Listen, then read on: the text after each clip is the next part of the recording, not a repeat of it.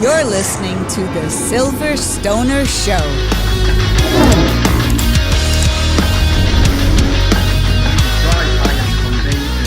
convey important messages about cannabis legalization in Mexico to people. Well, that's what we're going to talk about. But we're also going to talk a little bit about you and your story to begin with, and how you found cannabis, and how you decided to pursue this. You don't have to answer that now. I just want to let this conversation go where it goes. And okay, excellent. You know, Americans don't know a goddamn thing about Mexico. Okay, they just don't. And I was lucky enough. I have a home in Puerto Peñasco, a second home, and Sonora, I worked in Mexico. Yeah, I've been all over the country. My favorite place in Mexico, by the way, is San Miguel de Allende, but that's just me.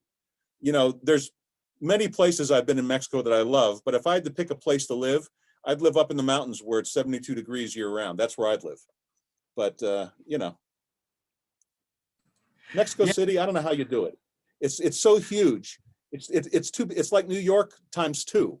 You know, I don't know how you do it in Mexico City. Every time I'm down there, I think to myself, wow, what a huge city.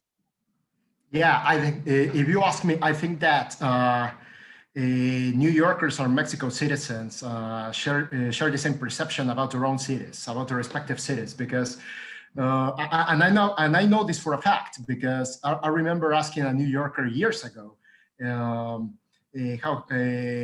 how she felt about her city, and she said exactly the same thing I would have said about the CTMX. You know, like, it's great to visit, but living there is an entirely different story. Interestingly, you don't realize what you're used to until you move to another city. And in my case, that's what happened. I was born and raised in Mexico City. Then I spent a few years abroad, both when I was an undergrad and also to pursue my master's and my PhD degrees. Then I came back and started a company still in Mexico City. And now although Harris Bricken's Mexico office is in Mexico City, my family and I live in Cancun. Oh, you live in Cancun? Yes. Oh my God. By the way, should I call you Dr. Cisneros? I didn't know you had a PhD. Yes, I was the first. Well, as far as I know, and I haven't found anyone to refute this. But based on what the Mexican embassy in China at the time said, I was the first Mexican attorney to obtain a PhD in a Chinese university. So do you speak fluent Mandarin? Not as fluent as I used to, but yes, I can. I can still manage, which is why I was employed by Harris Brick, and I speak English, French, and Chinese. Oh, c'est très bon. Je parle français avec ma fille. My fille Chloé a vécu en France. Oh no, never mind. You know, if I go into French and people are never mind. We'll speak in French another time. Okay. I speak a lot of languages, but no Asian languages, and I would love to learn an Asian language. You know, that amazes me. I believe that languages give you a different flavor of the places you're visiting. That's, to me, language, and this is a personal opinion, of course. To me, language is like the key that allows you to experience the true life, and the real thoughts of people there. Is like it's the main difference between a tourist or even a traveler and an immigrant. And I learned that when I studied in Canada for a while when I was in law school. Where'd you go to law school? Did you go to law school in Canada? Yes. McGill, or where did you go? McGill University. I'm very familiar with McGill. I dated a girl that went there, but we won't go into that. That's another story for another day. But great school, by the way. For Americans watching this who don't know what McGill is to Canada what Stanford is to the United States, I'd say, right? A very high quality university. Yes, it really changed my life, not only professionally speaking, but also personally speaking, because living in Montreal is what really opened my eyes to the beauty and the strength of diversity. Oh, j'aime Montreal. J'aime Montreal. Montreal is such a beautiful city. People, if you have never been there, I know this is nothing about cannabis in Mexico, and we're going to go there. We have no time limit unless you do. But Montreal is on an island in the middle of the St. Lawrence River. It is like what New York would be if it were French and beautiful. And the people are lovely, and you know, really, you do appreciate it more if you can speak French. There's absolutely no doubt about it. Exactly. I experienced exactly the same thing. My life changed radically once I started learning French there. And I can tell you that when I arrived, and this was a fault on my own Mexican law school at the time, that they told me, "Hey, you're going to McGill? No problem. It's Anglophone, and so is Montreal. You'll be fine." And after 2 or 3 awkward experiences there, I realized that no, I have to learn French. So I enrolled in an intensive course. I was roommates with what they call a Québécois pur laine, a full-blooded French Canadian. And that's what we still remain friends, and that's what changed my perspective of what the city and the country was. It allowed me to experience Mexico and its relationships to the First Nations living here in a completely different way, because you tend to think as an average Mexican that this is a unicultural country and a unilingual country. Adrian froze up on us. To some point, it's shameful that sometimes foreign citizens know more about our own country and appreciate it more than Mexicans do. And I learned all that in Canada. I'm really grateful to that country, because that's what defined my career choices and my personal choices in the years that followed. You have a law degree from. What's interesting to me is, because I understand that Mexican common law, a lot of Americans don't know this, Mexican law is based on Napoleonic Code, and which was one of the hardest things for me in doing business in Mexico for years, was learning how the Mexican legal system is, to an American, unfathomable. If it weren't for my friend Juan Moreno, who represented me in Mexico for years and years, who was with Brian Cave in Phoenix and then worked in Mexico as well, and his partner, Geronimo Gomez del Campo. If it weren't for Juan and Geronimo, I would have never been able to do. But how did you got a law degree in Canada? That's English common law. Did you get another law degree in Mexico for Mexican law as well? No, I didn't get a law degree in Canada. What happened was that law school in Mexico, or in any decent law school in the country for that matter, lasts 5 years. It is a bachelor's degree. It's not a sort of a postgraduate degree as a JD is in the States. Mm-hmm. So I started law school at 18 years old and finished at 23. I studied in one of the top law schools in Mexico thanks to a scholarship. Mm-hmm. So my university was affiliated with an entity called the North American Consortium on Legal Education, which was created after NAFTA was signed to foster exchange of students between Canadian, American, and Mexican universities, so that we could learn from each other and welcome and accompany enterprises from the other 2 countries could be well equipped to do so. So a lot of my classmates, they just wanted to go to Spain and to South America, things like that didn't require them any effort, and I was like, no. I mean, I need some challenge in my life. So I really want to study in a country. I want to prove myself that I attended bilingual school. I attended an American bilingual school in Mexico, but I had never left the country at the time. So I really wanted to challenge myself to see whether I really had what it took to actually pursue studies in a country whose language wasn't Spanish, because that's what mattered to me. I wanted to prove myself that I could do whatever I wanted. What made you choose China for your master's and PhD? Well, that's a good question as well.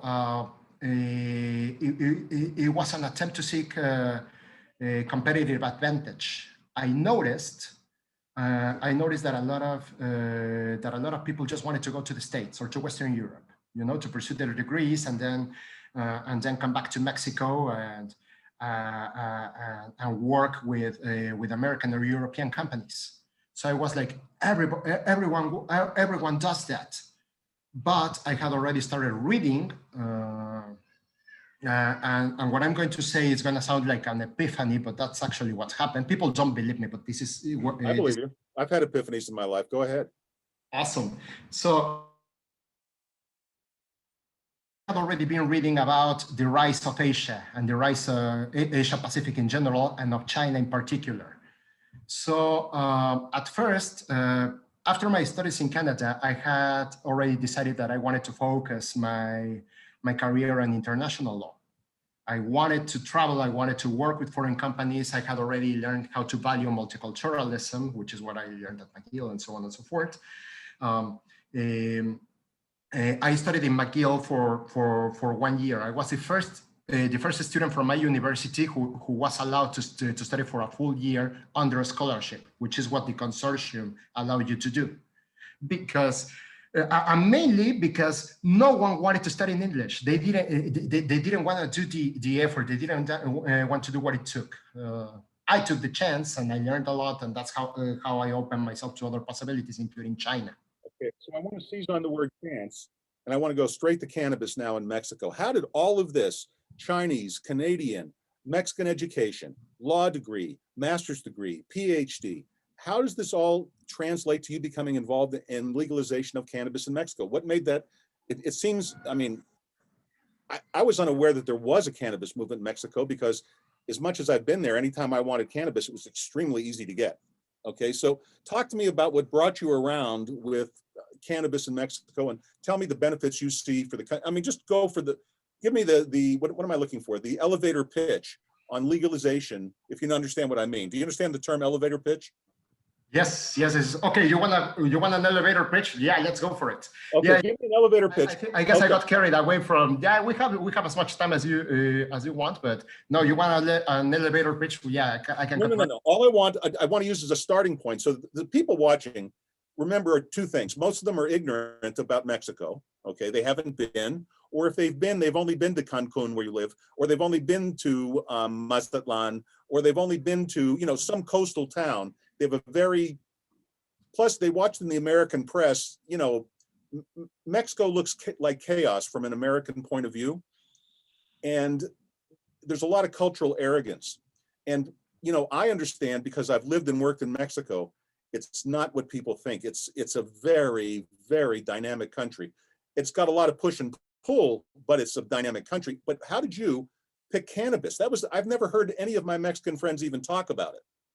Other than we all smoked pot together and I could always score it anytime I wanted it, anytime I was, I mean, frankly, in Puerto Peñasco, where we had a second home, it was very, very easy for me to score all the pot I wanted for next to nothing. I mean, it was really, by American standards, it was decent pot for cheap. But tell me how you got involved in legalization, and what, have a lot of people gone to prison for pot in Mexico? Not really. I think that we are still very much under a culture of prohibition, which has been exacerbated by the war on drugs that we've been sustaining for 10, 15 years now, right?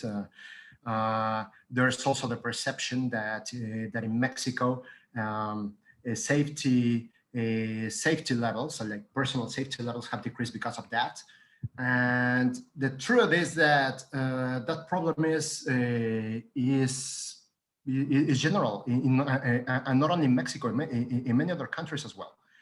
So in my case, and just to give you some context, I believe in two things. One, in science, and two, in connecting the dots. The first time I was exposed to cannabis culture was actually in Canada, when I realized that it was at the time it wasn't legal yet. It was socially accepted, particularly in provinces like Quebec. Okay, I was amazed. I was like, "Wow!" Faculty and students, they bond and they consume and they use it for things other than getting high. And I was like, how come? Because I come from this Mexican mentality that, hey, any drug is bad. I mean, if it's not prescribed by a physician and you don't buy it in a pharmacy, this is bad. It's like, and I realized that wasn't the case. That wasn't, but at the time I didn't give it any importance. To me, it was just exotic. This is a Canadian thing. I didn't realize that it was a cannabis culture. Okay. Then in China, years later, like 10 years later, I realized that there was such a thing as cannabis tea. Or Really? Yeah, cannabis tea. I mean, not common, but yeah, there's cannabis tea, and most importantly, hemp. I didn't realize that there was that there was actually such a thing as hemp, and you could do many things with the plant. I didn't realize until I started getting involved in this full time, how versatile the plant is. But I realized that they made a lot of things from hemp. Again, at the time, I didn't pay attention to that because I was focused on business law and fostering Mexico-China relations, blah, blah, blah. I come back to the country, start my own company that provided internationalization services for Mexican companies willing to go into Asia Pacific, and that's it. Okay, so fast forward to me joining Harris Bricken. Okay, I met them many years before. I met actually partners many years before actually joining the firm, because I was the first Latin American to write for the China Law Blog, which I'm sure you've heard about.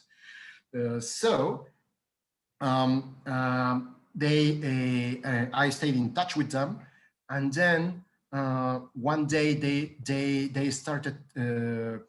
Just like brainstorming with me the idea that, hey, I could be their go-to guy for everything Mexico. From that, we evolved into, hey, let's open an office. And at the time, that was earlier last year, the discussion, the debate on cannabis legalization in Mexico increased its pace. People started getting more vocal, because at first they didn't give it that much coverage, but then all the amparos started to get won. I think there was an inflection point after 2018 when the Supreme Court finally recognized that the general prohibition to consume cannabis was unconstitutional, and from then on, we saw the pioneer enterprises, we call them pioneers, who actually got their licenses with no regulation whatsoever, just by filing amparo actions. For everyone watching us, an amparo is like. I'll explain that for you. So go ahead. You explain it. I've had a lot of experience with amparos. Oh yeah, there you go. Well.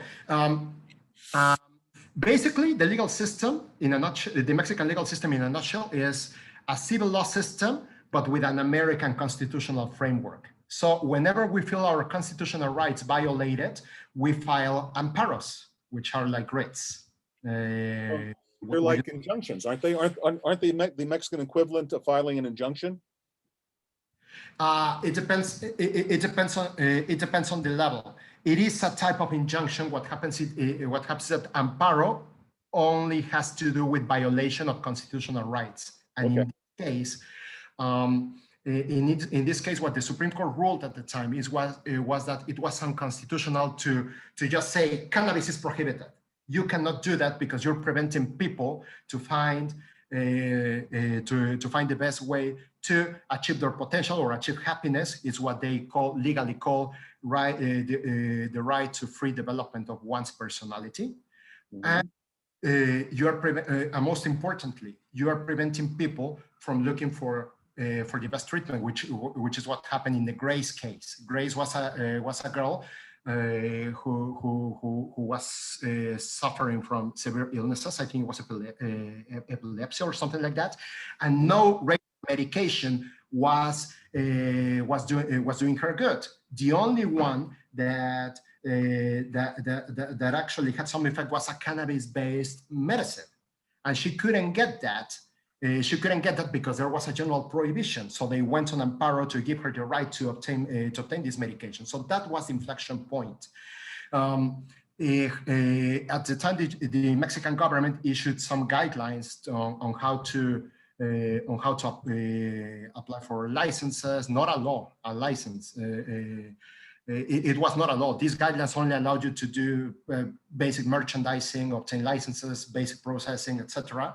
But as far back as 2018, the Supreme Court had already ruled that the Minister of Health had to regulate on the matter. And that didn't happen for medical purposes until 2021. Just so you see how political this issue became. So is the legalization in Mexico that's happening currently, and I saw there was a slight delay because the Senate didn't do something, but then the president said that's not a big problem, they're going to do it anyway. But they missed some kind of Supreme Court deadline.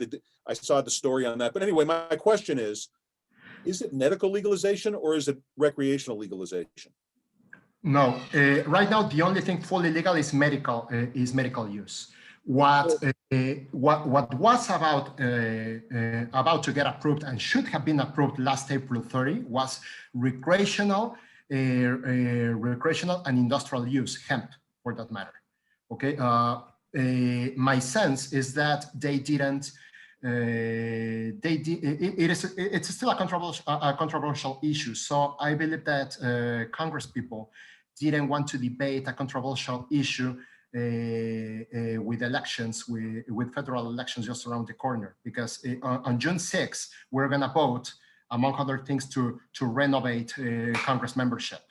That gave a very bad image of the country in that, and I have seen that in the law firm, because interest in cannabis ventures decreased because of that, because they were like, hey, if you are this unstable, if you convey this schizophrenic behavior when it comes to legalization, I'm going to withhold my money until the panorama becomes clear. But in any case, so I have a question here, just to interject a question into your explanation. In the United States, legalization is largely what we would call a libertarian issue. Okay, in other words, you own your body, you can do with it what you want, even if it's bad.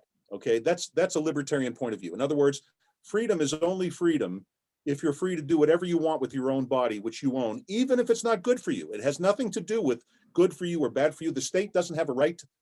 A libertarian position would be the state has no right to tell you as an individual how to use your body, even if you wanted to inject heroin.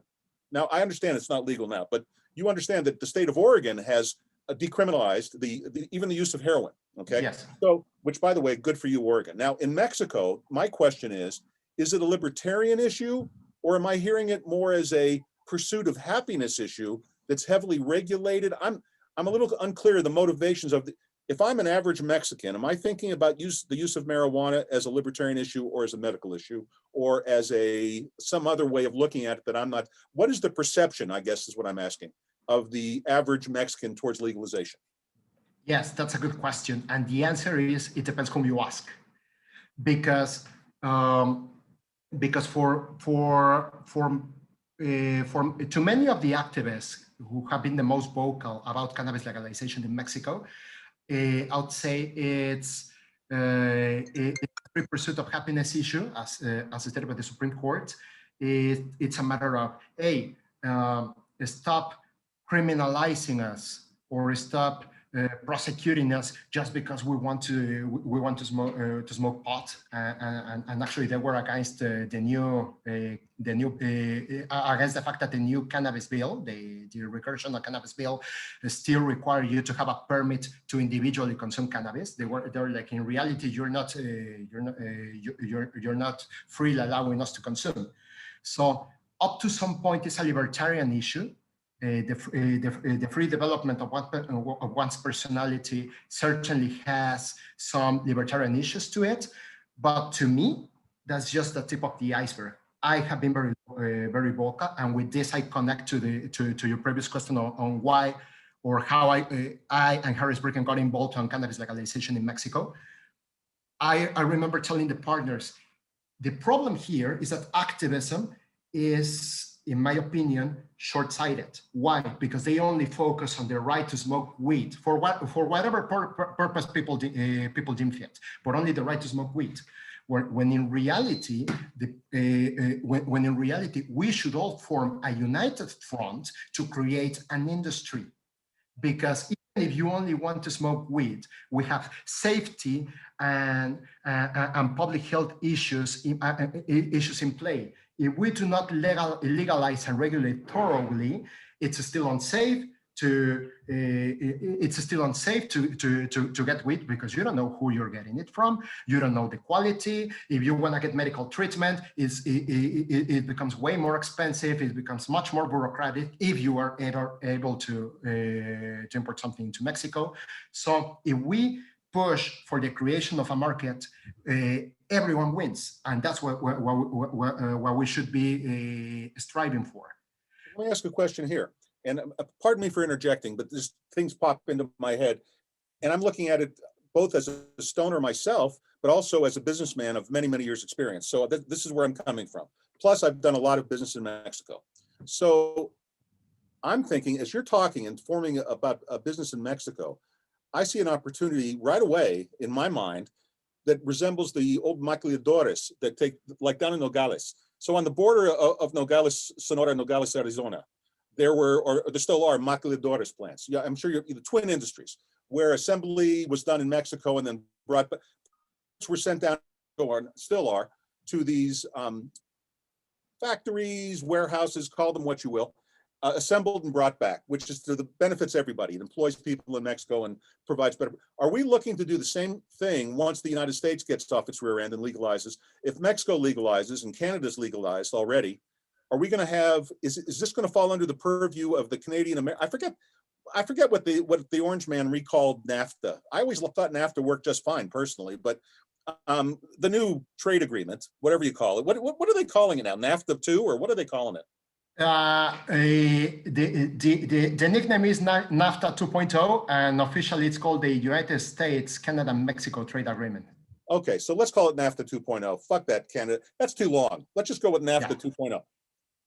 For people watching, by the way, NAFTA was a good thing. Trump was full of shit on that one. I mean, okay, you want to dance around, but really, if you live down here in Arizona where I live and you work in Mexico, you could see enormous benefits. Go to Hermosillo and take a look at what's happened to Hermosillo, which now resembles Tucson as a modern city because Ford and everything that's coming as a result of NAFTA, and that's all you have to know, okay? Plus, all the people crossing the border into the United States now are currently coming from Venezuela, not Mexico.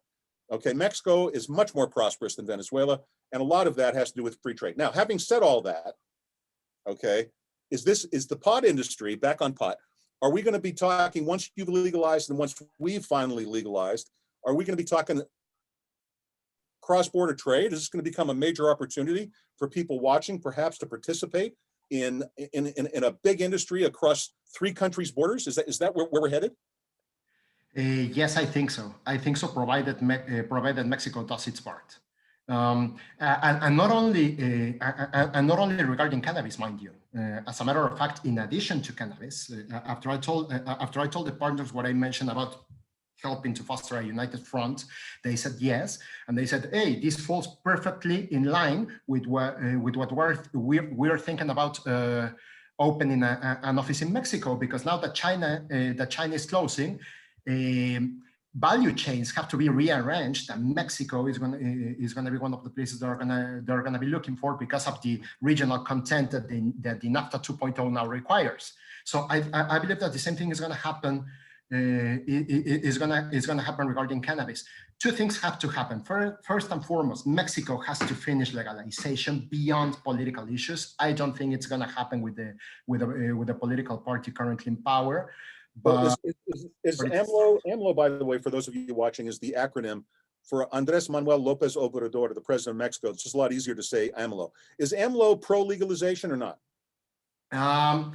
No, I don't think he is. I mean, he has uttered little phrases showing support for legalization, but in reality, there have been many more manifestation of his displeasure with and his ignorance on cannabis matters. For instance, I remember not long ago when he was mentioning that, hey, we we have to look at onto this matter carefully, because this is gonna foster more vice among people. This is gonna make, as if saying, this is gonna make people more vicious. Not to interrupt you, but it sounds like our own president. President Biden also is not. He's an old man, and he's looking backwards, like at the 1970s. He's not thinking. I mean, I realize I'm an old man too. It's just that, you know, like I've been with it on weed for. I mean, I'm a libertarian, frankly. I don't discuss politics on the show, but when it comes right down to it, to me, this is an issue of you own your body. It's plain and simple.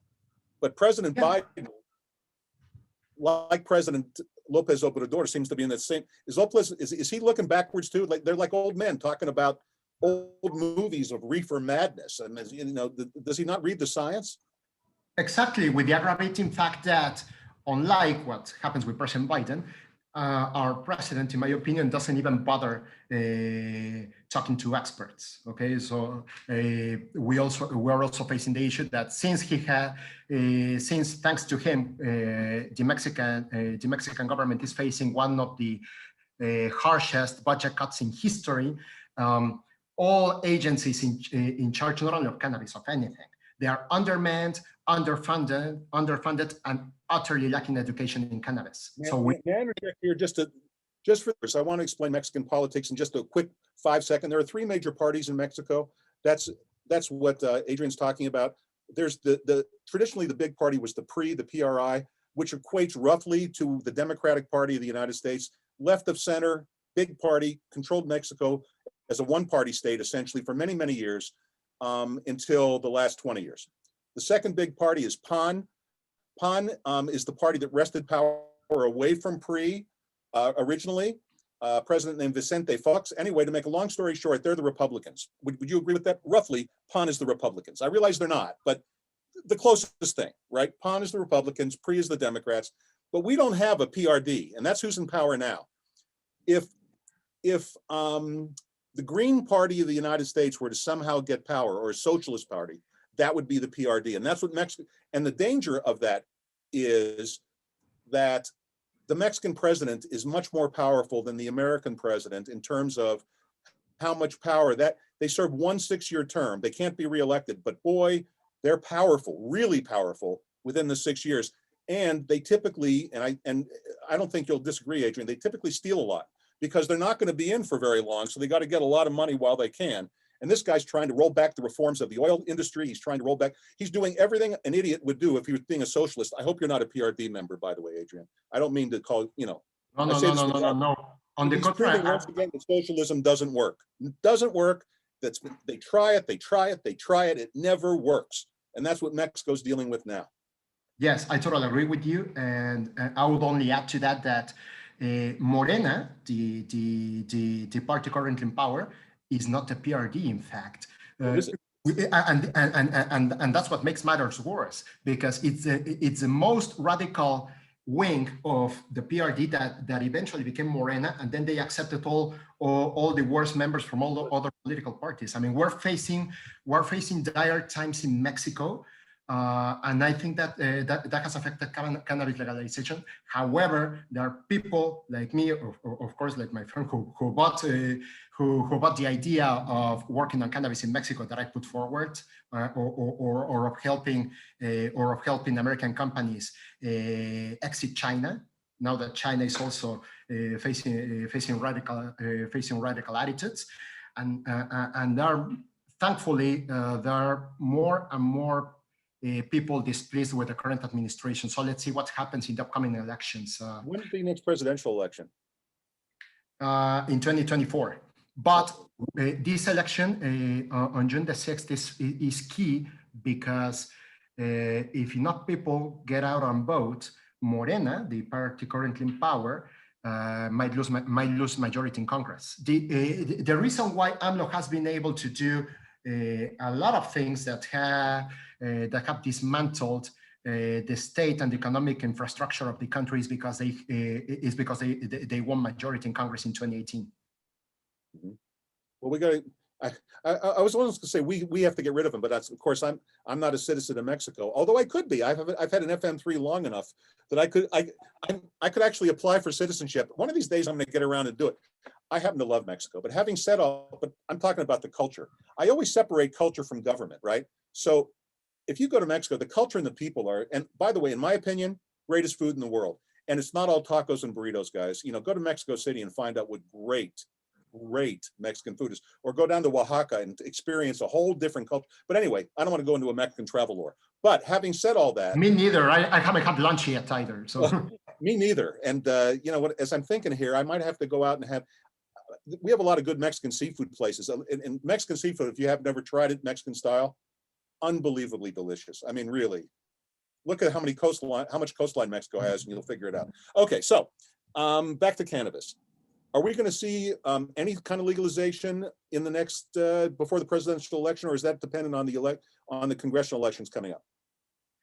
Well, we are hopeful that the cannabis bill is going to be put on the floor again in the Senate in the next parliamentary period. I mean, there are some people, some experts that say that perhaps they're going to open for this an extraordinary parliamentary period this summer for the Congress's standing committee.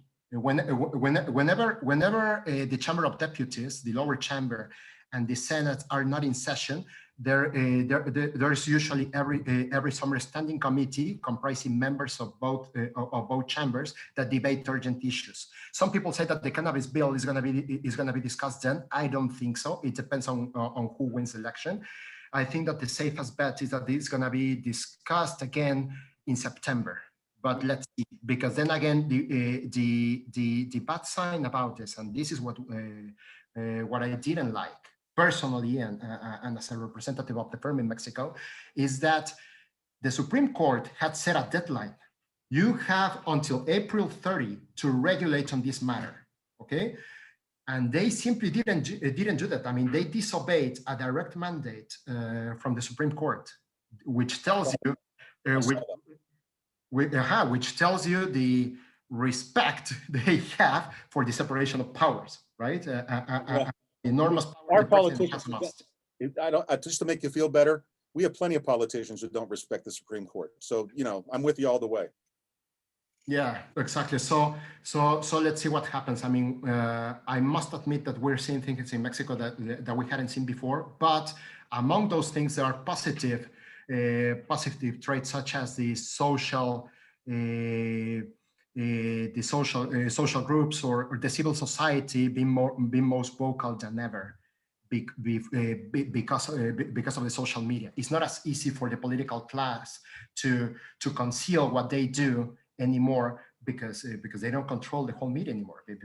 Would you consider it inevitable, as I do here in the United States, that legalization has to come, whether it's under this president or the next one in 2024? It's going to come. I believe it is, and I'm a full believer that it's properly implemented is going to be one of the reactivators of the economy. I personally, I'm a big proponent of hemp.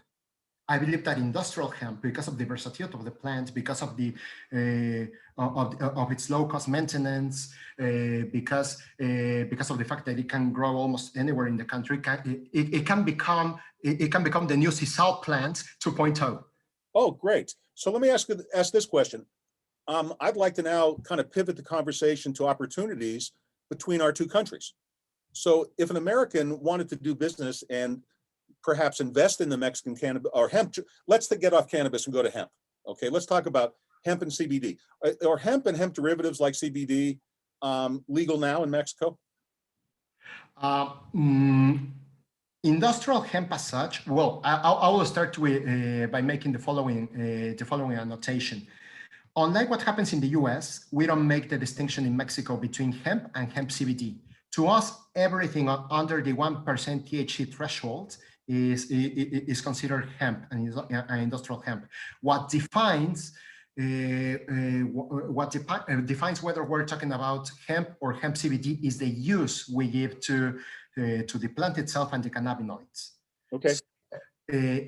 So you can have a full under the current under what's currently legal right now, which is medical use. If you have, for instance, a full CBD supplement, unless you can pass you can make it pass as drug as a prescription drug per specific criteria set forth in the general health law and implementing regulations, you're not going to be allowed to export that to Mexico. Because here's the thing. When they regulated on medical use, they treated all medical cannabis products as medication, and therefore they are strictly regulated as any prescription drug is.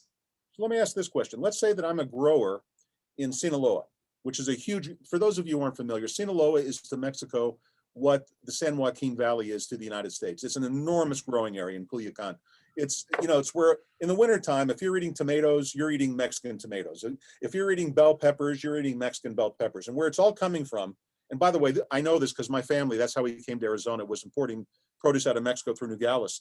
And Nogales, if you're not familiar with Nogales, Arizona, and Nogales, Mexico, is the largest crossing point in the world. I know this is going to sound weird. It's the largest crossing point in the world between two countries of fresh produce. And if you ever went down to Nogales, Arizona, particularly in the fall, winter, and spring, and in the summer a little less, but mostly in those 3 months, you'll see truck after truck after truck and train after train after train carrying produce that's grown in Mexico to the rest of the United States, okay? So could a grower in Sinaloa, now to my question, could he convert some fields to hemp and legally export it unprocessed, cut it, export it to the United States and let it be processed here, and would that be legal? That's a very interesting question, and I'm gonna try to answer it as simple as possible, because here's the thing: it is legal, but it's not regulated. What do I mean by that? That the general health law, as of now, tells you that any product or any cannabis under the 1% THC threshold that can have an industrial use. I'm almost quoting verbatim, so as to avoid any imprecisions. Any cannabis under that threshold that can have industrial applications can be freely commercialized, imported, and exported. So they don't expressly mention industrial hemp, but I mean, in fact, they are. Now here's the catch: they never regulated. They never regulated on how you can do that, and that's the issue, because that's what has given the Mexican government officials ample leeway to decide whether to grant you a permit or not. Here at the law firm, we have received several consultations on the matter, on whether they can grow hemp, import, export, whatever. And we have been conducting some experimental applications for hemp cultivation. And why do we do that? The legal argument is that, if you are granting me the right in law, a law is above a regulation, just like in the US. If you are granting me the right to commercialize, I need to have something to commercialize with for starters. So I should have the inherent right to grow it as well. Otherwise, how am I going to merchandise, import, and export? I cannot. I mean, it will be nonsense. If you're exporting raw hemp, you're just exporting a raw crop. Like if you were exporting tomatoes, I mean, it's not if the tomatoes come to America and get made into ketchup or tomato sauce, what do you care? You sold the tomatoes. Wouldn't that be true of the hemp? I mean, the reason I say that is hemp is much more insect resistant, much less weather determined. It's almost a weed. So from a farmer's point of view, unlike tomatoes or bell peppers or all the other things, weather isn't going to crap up. You have a much more reliable crop, so you have a much more reliable cash flow, so you have a much more reliable workforce who gets paid. I mean, it's just good. So what's stopping a grower now from exporting raw hemp across the border? Exactly. Yeah, and in fact, what you just said is one of the arguments we tend to use in our applications, so as to convince. Maybe you want to hire me to be your spokesman in the United States. I'm teasing. I'm teasing. I'm teasing. Yeah, because it's true. I mean, there's a much lower risk of any of passing any or facing any sanitary or phytosanitary risks by exporting raw hemp than any other products that the United States regularly receives from Mexico. That's one of the arguments, in fact. That again, I mean, we haven't received any favorable resolution. The agencies are still entertaining our applications. Pandemic hasn't helped because it's slowed down the government's response times at all levels. But we're still pushing for it. I mean, we are as soon as we get a prospective client telling us something about him, we always try to tell them, hey, this is the way to go. Yes, they might say no, but if we insist. If we insist long enough and we insist with enough applications, they might suddenly get educated and we can de facto open the market. That'd be awesome. Now, I want to leave hemp for a minute because I think we've gotten so far in the weeds. I have to think about the people watching us. You know, and they're not going to want to get into any more intricacies of Mexican law. Now, I'd like to broaden the subject a little bit, just from because you're obviously very informed. And I want to talk about something you mentioned earlier, which was the influence of the cartels in Mexico. True or false? This is, I'm going to put forward a hypothesis. You tell me your opinion of it, true or false. If the United States were to legalize all drugs, all of them, heroin, the works, the black market disappears and it helps stabilize Mexico because the cartels are essentially out of business. What do you think? In other words, it's the United States. The United States demand is what's fueling the cartel's revenue. So if it was legal and they could buy their heroin at the drugstore, wouldn't that put the cartels out of business in Mexico and stabilize or help stabilize the country to a large extent?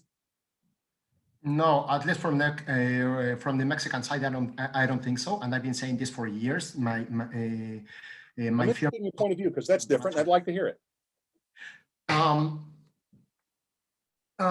First off, it's common knowledge. I mean, you can find it. You can look it up on the media. Cannabis trafficking has long stopped being the main source of revenue for cartels, or even drugs themselves, for that matter. You know, it's like right now their main sources of revenue are what we call high impact crimes. Kidnapping, extortion. I'm sure you have heard about the famous derecho de piso. The derecho de piso is the protection fee you have to pay if you want to keep operating your business, just like happened with the Italian mafia in the 1930s Chicago or New York. Well, that's all the mafia ever was a giant protection racket. You paid them so they wouldn't blow you up, basically. Exactly. So that's their main source of revenue. I didn't realize that. That's educational. So cannabis legalization isn't really gonna affect them. If at all, I believe that it's gonna help a lot of people that are currently pursuing illegal activities get legal, and that might as well include cartels. I mean, this, in my perspective, will help them to legalize their businesses, just as happened in the U.S. in other ventures. So it would reduce but not eliminate the hold of cartels, drug legalization, because they're into so many. I didn't realize they were so mafia-like. I in my head, I had them as, and I mean, for reasons we won't go into at this moment, I've known a few of the cartel people over the years, and you know, I've always felt that they were just, you know, serving a demand, frankly, under the table. And so if you legalized, it would go away. But I didn't realize they were acting as a mafia in Mexico. Yes, I mean, I wouldn't equate. They're behind everything, right? I wouldn't broadly equate them to mafia, because, as you know, as you probably know, I do, because I have distant Italian ancestry. In fact, my late grandfather lived in Little Italy in 1930s Chicago. He met Al Capone. So mafia had a code. Well, I'm a Jew, and cartels have a code, but we're all Jews, so I get it. Okay. So yes, Yeah, I know. I wouldn't equate them. So let me ask you a question. Yes, go ahead. As a I I want to close this interview with talking a little bit about you as a Mexican citizen. COVID's about to end, travel's about to renew. With all the upset and all this, is Mexico still a safe place for Americans to visit and do business? Yes, I think it is. It's still a very dynamic economy, and in any case, yes, there are security issues, but you have to take this. You have to take the same precautions any other business person in any other industry has to take. I mean, if this goes legal as it should, it's gonna be like any other business, with the added benefit that this is disruptive. This can help people at all levels. I wish to close this statement by saying that activism and debate and media coverage of that debate has only focused on the tip of the iceberg, the right to smoke weed, and not on the implications and the benefits of creating a full-fledged industry, which is what we are striving for. Me personally, with my own company looking for licenses, and as a representative for an American firm. So what I'd like to say to the people watching, to this interview and to close it, if you're going to do business in Mexico, and Adrian, if you think I'm wrong about any of this, just jump right in. Number one, don't do business in Mexico without competent Mexican counsel. I'm going to put the connection to Harris Brickland's office in Mexico City below this video, along with how to contact Adrian directly. Now, let me give you guys a tip that are watching me. Earlier, Adrian and I were talking about speaking other languages and learning the language of the country you're in. A big mistake a lot of gringos make, people like us who go down to Mexico to do businesses, they think that everybody who speaks English is honest and everybody who only speaks Spanish isn't, and that's backwards. Sometimes the biggest crooks speak the best English. Your best protection in doing business in Mexico is learning how to speak Spanish. I'm not kidding you. The sharpest people don't necessarily speak English. You know, that has nothing to do with intelligence or honesty. You need to find the best, and Mexico is a very relationship-driven country. You know, unlike the United States, where it's always down to business right away, in my experience in Mexico, and Adrian, jump in if you think I'm wrong, it's a lot of friendship before you get down to the business. You know, you go out, you have dinner, you get a feeling for who you're dealing with, and you need to do that in Spanish. You can't restrict yourself to the tiny part of the population. It would be like people coming to do business in the United States who spoke Russian and only doing business with Russians. I mean, it's just dumb. I mean, you want to open yourself up to, or I don't know why I picked Russian, maybe, I don't know, but you see what I'm saying? You don't want to restrict yourself to one, the dominant culture, where in the United States, they talk about white privilege, it's really majority privilege. And you're going into a country where the majority is Spanish speaking. So you better, if you're going to do business there, get Mexican counsel. Again, I'm going to give you Adrian's contact information. And Harris Brickland is an extremely reputable and huge firm. And secondly, okay, learn to speak Spanish. Learn to speak Spanish. So you know what's going on in the meeting. So you have some idea and if you do that, there's enormous opportunity, because America is up here in economic development and Mexico is still there.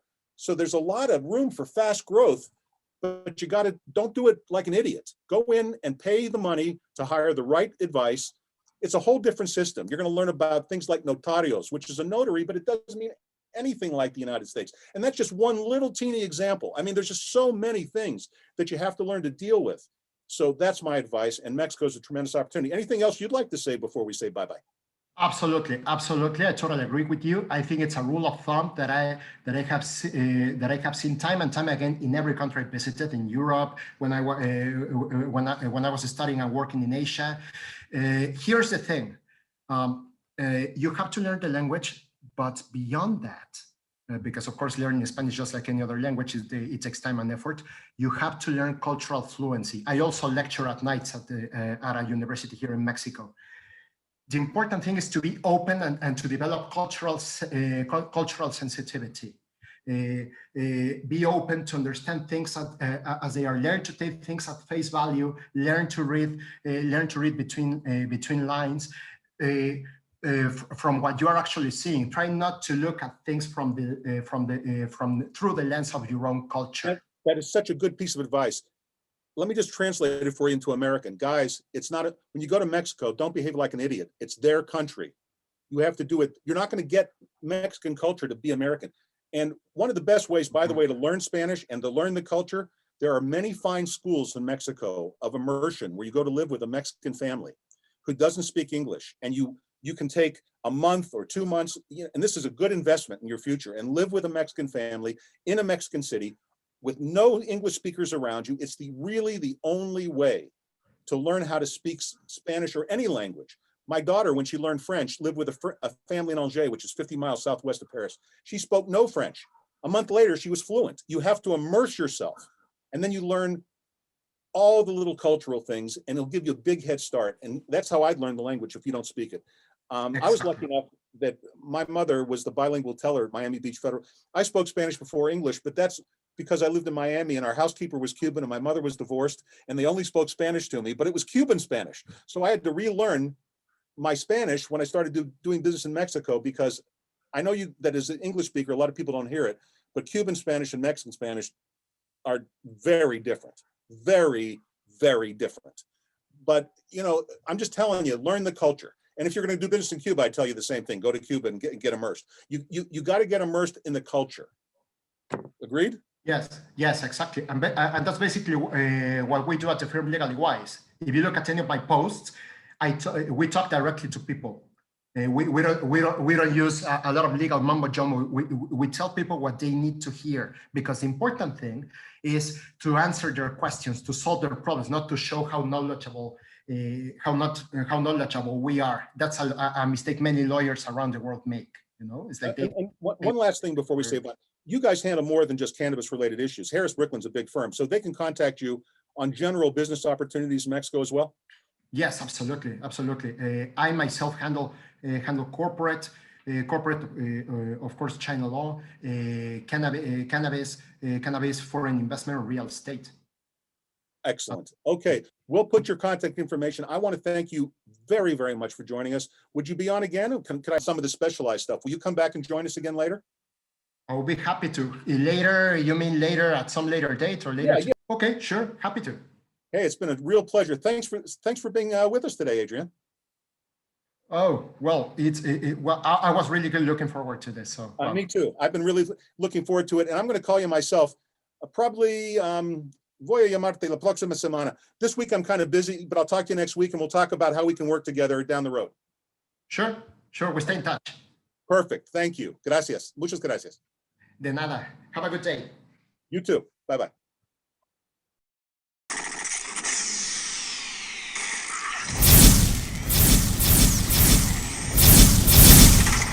You're listening to The Silver Stoner Show.